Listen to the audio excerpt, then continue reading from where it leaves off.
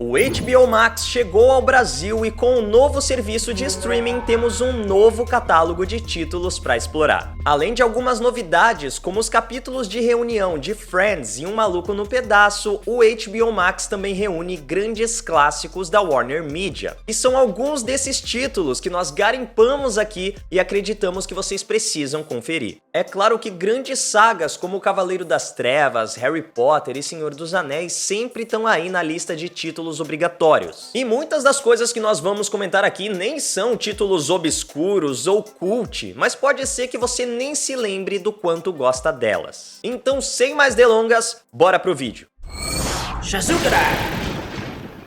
Aproveitando o embalo do aclamado Love, Death and Robots, abrimos nossa lista com Animatrix. A produção, lançada no mesmo ano de Matrix Revolutions, é uma coletânea de 9 animações que expandem a mitologia da saga e foram escritas e dirigidas pelas irmãs Wachowski e diretores convidados. Os capítulos mesclam técnicas da tradicional animação japonesa com computação gráfica e, apesar de não terem relação entre si, desenvolvem os mesmos conceitos apresentados nos filmes sob diferentes pontos de vista. Um ponto negativo é que você precisa estar familiarizado com os conceitos do universo Matrix para entender Animatrix de verdade. Ainda no universo das animações, nossa segunda recomendação é Lanterna Verde, Cavaleiros Esmeralda. Aí você pode estar se perguntando, poxa Maidana, mas o universo animado de DC Comics foi reiniciado agora, você está recomendando uma animação de 2011? Sim, primeiro porque o fato de termos um novo universo animado em vigor não te impede de apreciar os títulos do universo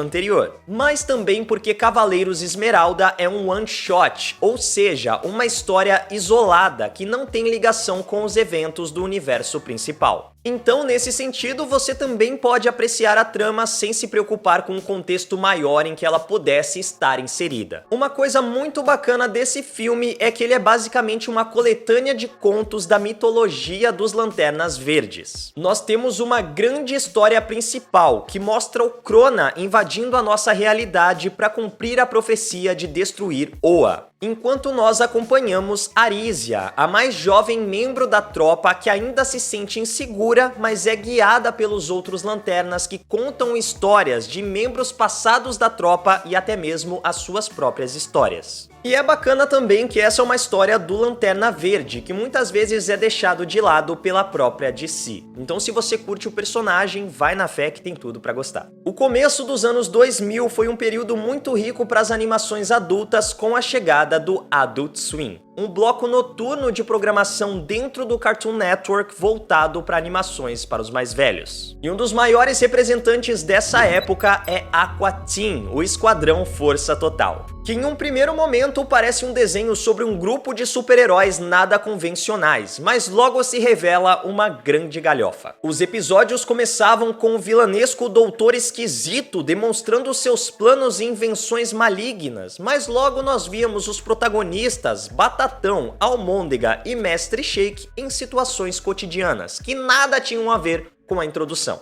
Mas Aqua Teen brilha mesmo é na dublagem brasileira, com nomes como Mauro Ramos e Alexandre Moreno envolvidos no elenco e que dão outro contexto para as cenas e deixam o material original ainda melhor. Aqui eu sei que é a nostalgia falando mais alto, mas para os saudosistas de plantão não poderia deixar de citar Spawn, o Soldado do Inferno. Lançado em 1997, sendo um clássico do cinema em casa, Spawn mostra o soldado Al Simon sendo traído e assassinado pelo seu superior. Ele faz um acordo com o demônio Malebolgia para voltar à Terra e rever a sua esposa, mas em troca se torna um soldado do inferno. Vale ressaltar que os efeitos práticos continuam bem feitinhos até hoje, assim como a atuação do Michael J. White como o Spawn e do John Leguizamo como o palhaço violador também são bem competentes. O que peca mesmo no filme é só o roteiro e aquela CGI pavorosa no final que é realmente assustadora. Mas vale pela nostalgia, né? Diferente de Dudu e Edu, que vale pela nostalgia, mas também continua bom.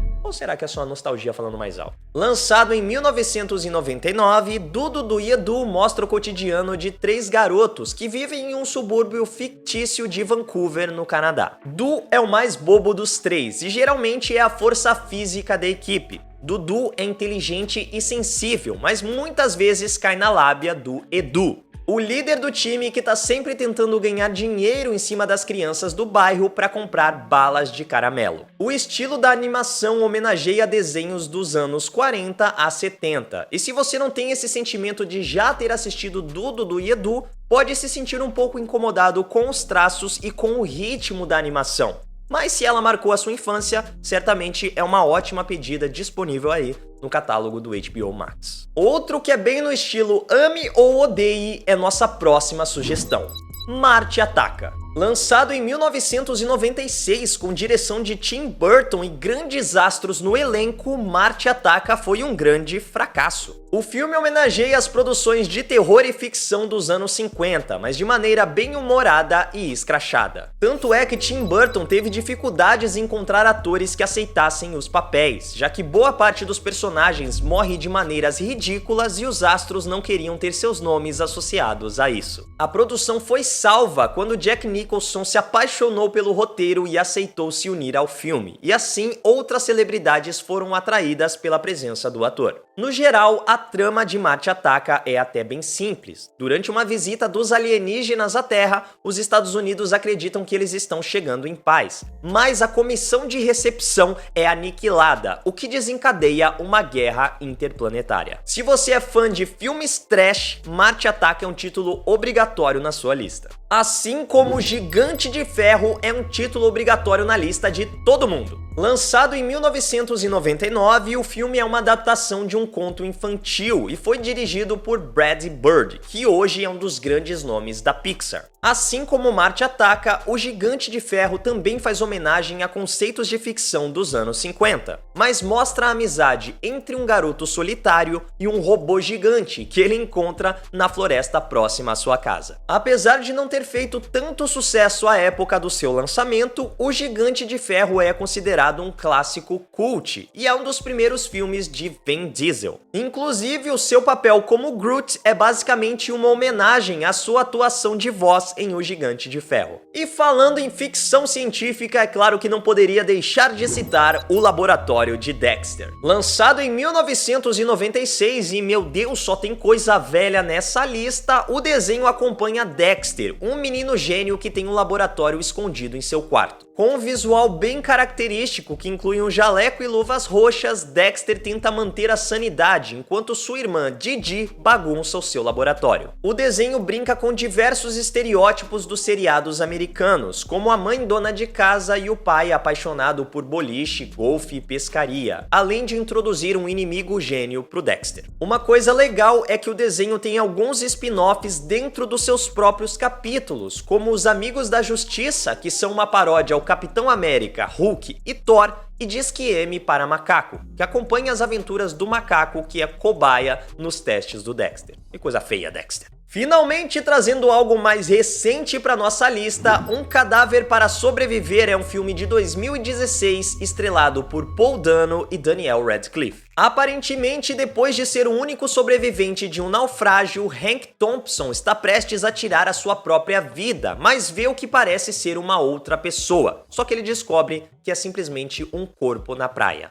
Apesar de não ser o que ele esperava, Hank leva sua jornada adiante e aprende a conviver e utilizar o que recebe ao seu favor. Um Cadáver para Sobreviver é basicamente um filme sobre o ditado: se a vida te der limões, faça uma limonada, mas de um jeito bem inusitado. Esse aí é certamente o título mais cult da nossa lista. Então vamos mudar drasticamente o foco, voltando para 1994, quando tivemos o lançamento de O Máscara. Um dos grandes sucessos da carreira de Jim Carrey, o filme adapta a saga de histórias em quadrinhos de mesmo nome lançadas pela Dark Horse, mas que são completamente diferentes do filme. Enquanto o filme tem um tom mais divertido, mais família, as HQs são bem sombrias. Na trama, Stanley Ipkiss encontra uma máscara estranha que na verdade abriga os poderes do próprio Loki, o deus da trapaça. Ao utilizar o artefato, ele recebe poderes baseados na Toon Force, ou seja, é basicamente como se ele vivesse dentro de um desenho animado, inclusive pode ignorar as leis da física. O filme foi o primeiro trabalho da Cameron Diaz, que inclusive teve que ter aulas de atuação de última hora para poder ser escalada como Tina Carlisle. No início dos anos 90, Michael Jordan protagonizou alguns comerciais ao lado dos Looney Tunes para promover a nova coleção dos seus famosos Air Jordan. A combinação improvável deu tão certo que a Warner convidou Jordan para protagonizar um filme inteiro ao lado dos personagens. Na trama, nós vemos os alienígenas do planeta Montanha Bobolândia, que é na verdade um grande parque de diversões, vindo para a Terra a fim de encontrar novas atrações e atrair novos visitantes para o planeta. E as atrações que eles pretendem capturar são os Looney Tunes. Assim, Pernalonga e seus amigos arriscam seus destinos em uma partida de basquete, mas contam com a ajuda do Michael Jordan para salvá-los. Space Jam é um clássico dos anos 90, o filme continua divertido até hoje e eu tô morrendo de ansiedade para ver como a continuação com LeBron James vai ficar. Voltando ainda mais no tempo para 1992, Coragem, o Cão Covarde mostra as aventuras de um cãozinho medroso que vive em uma fazenda com seus donos, Muriel e Eustácio. Pode parecer um cenário comum, mas a cidade de lugar nenhum é constantemente atormentada pela presença de demônios, monstros, alienígenas, zumbis e todo tipo de perigo que o Coragem precisa enfrentar para salvar seus donos sem que eles saibam. Esse desenho foi responsável por traumatizar muita criança nos anos 90, e por muita criança eu quero dizer eu, com essa premissa ao mesmo tempo fofinha e bizarra. Como se nossa lista já não tivesse galhofa o suficiente, nossa próxima indicação é Tenacious D, uma dupla infernal. O filme é um musical épico e divertido que mostra como foi o surgimento da banda, formada por Jack Black e Kyle Gass, enquanto eles tentam encontrar a palheta do destino, o artefato que supostamente os faria famosos. Além de Ben Stiller, o elenco também conta com grandes nomes da música, como Meat Loaf, Dave Grohl e Ronnie James Dio. E para fechar a patifaria, não poderia deixar de citar Frango Robô, um grande clássico dos anos 2000. A animação em stop motion mostra um frango sendo atropelado em uma noite chuvosa, mas sendo salvo por um cientista maluco, que o obriga a assistir diversos programas de TV simultaneamente. E o que nós assistimos são esses programas de TV, que nada mais são do que pequenas esquetes satirizando outros programas de TV, séries, filmes, celebridades, enfim.